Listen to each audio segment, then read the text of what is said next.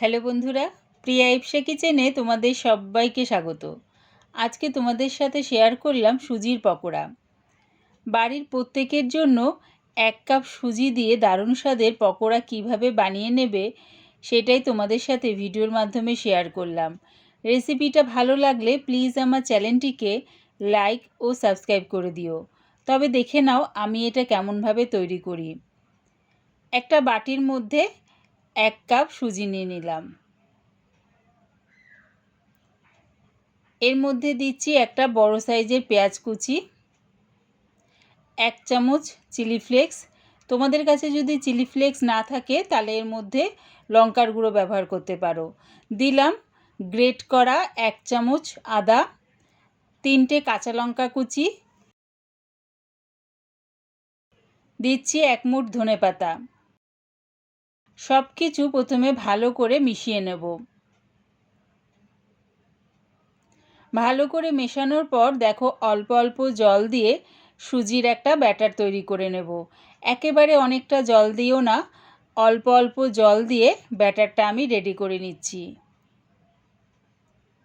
দেখো সুজির ব্যাটারটা ঠিক এই রকম রাখলাম। এবার এটা চাপা দিয়ে রেখে দিলাম।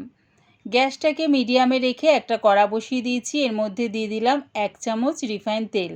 তেলটা গরম হয়ে গেলে ফোড়নের জন্য দিলাম 1 চামচ কালো সর্ষে আর কারি পাতা কুচি। যখন দেখবে ফোড়নটা একটু ভাজা ভাজা হয়ে গেছে, এটা আমি সুজির যে ব্যাটারটা রয়েছে তার মধ্যে ঢেলে দেব। এদিকে দেখো সুজির ব্যাটারটা, সুজিটা জলে ফুলে জলটা বেশ শুকিয়ে গেছে। কারি পাতা আর সর্ষে যেটা ভেজে রেখেছিলাম সেটা এর মধ্যে দিয়ে দিলাম। দিচ্ছি 3 চামচ টক দই, হাফ চামচ সাদা গোটা জিরে, দিলাম 3 চামচ চালের গুঁড়ি, আর বাইন্ডিংয়ের জন্য দিলাম 1 চামচ বেসন, দিলাম স্বাদ অনুযায়ী নুন। সব কিছু এবারে ভালো করে মিশিয়ে নেব। এর মধ্যে কিন্তু আর জল ব্যবহার করতে লাগবে না। দেখো সব কিছু আমার ভালো করে মেশানো হয়ে গেছে। সুজির ব্যাটারটা আমার রেডি হয়ে গেছে। গ্যাসটাকে হাই ফ্লেমে রেখে একটা কড়া বসিয়ে দিয়েছি। এর মধ্যে বেশ খানিকটা রিফাইন তেল দিয়ে দিয়েছি সুজির পকোড়া ভাজার জন্য। যখন দেখবে তেলটা ভালো মতন গরম হয়ে গেছে তখন গ্যাসটাকে মিডিয়ামে করে সুজির পকোড়া করার জন্য ছোট ছোট করে দেখো সুজির ব্যাটারটা এই তেলের মধ্যে দিয়ে দিলাম। একদিকটা ভাজা হয়ে গেছে, আরেক দিকটা ভাজার জন্য উল্টিয়ে দিচ্ছি। গ্যাসটাকে মিডিয়ামে রেখে করলে কি হবে, ভেতরটাও খুব সুন্দরভাবে ভাজা হয়ে যাবে। আর হাই ফ্লেমে করলে বাইরেটা পুড়ে যাবে অথচ ভেতরটা কাঁচাই থেকে যাবে। দেখো উল্টে পাল্টে বেশ লাল লাল করে ভাজা হয়ে গেছে। এবার এগুলো নামিয়ে নিচ্ছি। আবারও ওই একইভাবে সুজির পকোড়াগুলো ছোট ছোট করে দিয়ে আমি ভেজে নামিয়ে নেব।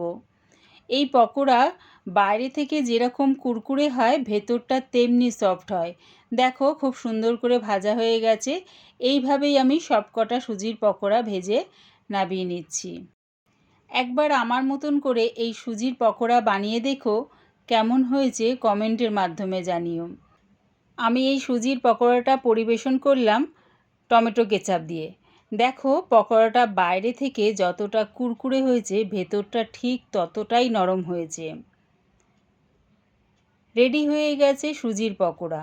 আমার এই সুজির পকোড়ার রেসিপিটা পুরো দেখার জন্যে প্রিয়া ইপসা কিচেনের থেকে তোমাদের সবাইকে অনেক ভালোবাসা রইল। রেসিপিটা ভালো লাগলে প্লিজ আমার চ্যানেলটিকে সাবস্ক্রাইব করে দিও।